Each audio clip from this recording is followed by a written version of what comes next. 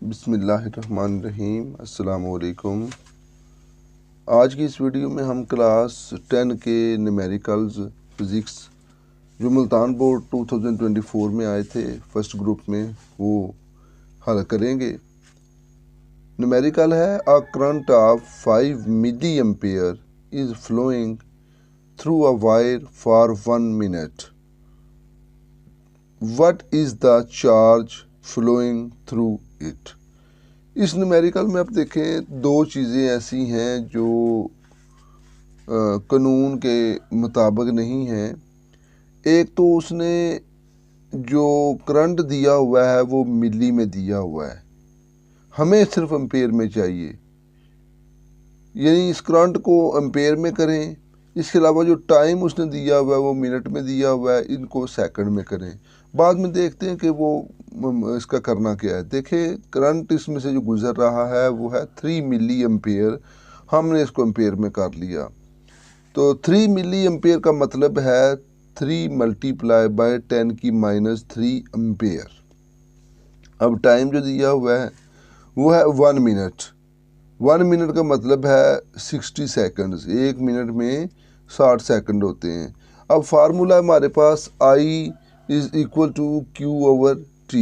I का मतलब होता है करंट, Q का मतलब होता है चार्ज, जो हमने मालूम करना है क्योंकि उसने कहा है what is the charge flowing through it, इसमें से कितना चार्ज बह रहा है। तो I की वैल्यू लिखेंगे 3 मल्टीप्लाई बाय 10 की -3। Q हमने फाइंड करना है, ओवर T की वैल्यू जो है वो हमारे पास है, टाइम दिया हुआ है 60 सेकंड। अब यहाँ क्रॉस प्रोडक्ट होगी। देखें ना, 3 मल्टीप्लाई बाय 10 की -3 का बटा 1 होगा। तो Q को 1 से मल्टीप्लाई करेंगे तो Q ही आ जाएगा। 60 को 3 मल्टीप्लाई बाय 10 की -3 से मल्टीप्लाई करेंगे। देखें किया हुआ है 60 मल्टीप्लाई बाय 3 मल्टीप्लाई बाय 10 की -3। तो 60 को 3 से मल्टीप्लाई कर लें, 180 मल्टीप्लाई बाय 10 की -3 कूलम। क्वेश्चन नंबर 6 के साथ बी पार्ट के तौर पर न्यूमेरिकल जो आया है वो बड़ी दफ़ा आया है। If at Anarkali Bazaar Lahore intensity level of sound is 80 decibel, what will be the intensity of sound there. यहाँ पर एक बच्चे कंफ्यूज हो जाते हैं कि लिखा हुआ ना intensity level. Intensity level of sound is 80 decibel. याद रखें जब dB यानी डेसिबल दिया जाए तो वो साउंड लेवल होता है। ये इंटेंसिटी लेवल उसको वैसे कह देते हैं लेकिन वो साउंड लेवल है, तो बच्चे इसको भी इंटेंसिटी समझ लेते हैं। ये नहीं गलती करनी। याद रखें इंटेंसिटी के लिए जो यूनिट इस्तेमाल होता है वो है वाट पर मीटर स्क्वायर। वाट पर मीटर स्क्वायर इंटेंसिटी के लिए यूनिट इस्तेमाल होता है। इसलिए हम फिर ये जो 80 डेसिबल है वो साउंड लेवल है, तो लिखेंगे sound level is equal to 80 decibel. और इंटेंसिटी जो है आपने फाइंड कर, देखें ना, what will be the intensity of sound there, तो इंटेंसिटी आपने फाइंड करनी है। और जब आपने कहीं भी इंटेंसिटी फाइंड करनी हो तो आपको I0 जो है वो वैल्यू फाइंड होनी चाहिए, वैल्यू का पता होना चाहिए। जो सबसे जो है ना मध्यम तरीन जो इंटेंसिटी है वो 10 की -12 वाट पर मीटर स्क्वायर होती है। देखें ये वैल्यू उसने न्यूमेरिकल के अंदर नहीं दी, ये आपको पता होनी चाहिए, अंडरस्टूड है, क्योंकि ये फार्मूले में आनी है। तो sound level is equal to 10 log I/I0। देखें यहाँ पर साउंड लेवल की वैल्यू आ जाएगी 10 log I आपने फाइंड करना है और I0 की वैल्यू आपको पता होनी चाहिए। मैंने फिर बता दूँ ये न्यूमेरिकल में ये वैल्यू नहीं दी जाए। अच्छा, साउंड लेवल की वैल्यू देखें 80 और 10 log I/I0 की वैल्यू 10 की -12। अब 10 log I माइनस, क्यों log आपने इसके साथ भी लगाना है, log आपने इसके साथ भी लगाना है।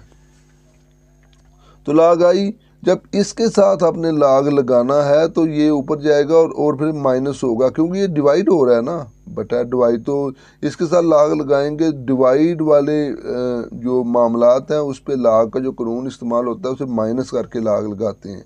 अगर कोई रकम मल्टीप्लाई हो रही हो और उसके साथ लाग लगाना है तो मल्टीप्लाई को प्लस में कन्वर्ट कर देते होते हैं, तो इसलिए ये माइनस लाग 10 की माइनस 12। अब यहाँ पर जो माइनस 12 है, लाग के कानून के मुताबिक ये लाग से पहले रकम आएगी और ये माइनस और फिर ये माइनस प्लस हो जाएंगे, देख लें अब। और ये 10 जो है वो इधर जाके इसको डिवाइड कर देगा, 80 डिवाइडेड बाय 10, 10 ख़त्म हो गया तो 80 को डिवाइड करके 8 आ गया, लाग आई प्लस 12 लाग 10, क्योंकि ये जैसे मैंने बताया ये शुरू में आ गया। अब लाग 10 की वैल्यू होती है 1, लाग 10 की वैल्यू 1 होती है। 1 को 12 से मल्टीप्लाई कर लें, 1 12 12 आ जाएगा। अब 12 इधर जाके माइनस हो जाएगा, देख लें 8 माइनस 12 इज इक्वल टू लाग आई। अब आपने लाग आई यानी सिर्फ आई की वैल्यू फाइंड करनी, इंटेंसिटी की लाग नहीं चाहिए, तो एंटी लाग लेना पड़ेगा, यानी -4 का anti log of -4 is equal to anti log of log I. Anti log of log X लिख दिया है, यहाँ पर आई लिखना है, ये एक्स नहीं है, यहाँ पर एक्स नहीं है, आई लिखना है, क्योंकि हमने इंटेंसिटी फाइंड करनी है। तो एंटी लाग ऑफ -4 जो है वो करेंगे तो 10 की -4 जवाब आ जाएगा, watt per metre square is equal to I. Question number 7 में बी पार्ट के तौर पर जो न्यूमेरिकल आया है वो है a step down transformer has turn ratio 1:100 and AC voltage of amplitude 170 volt is applied to the primary.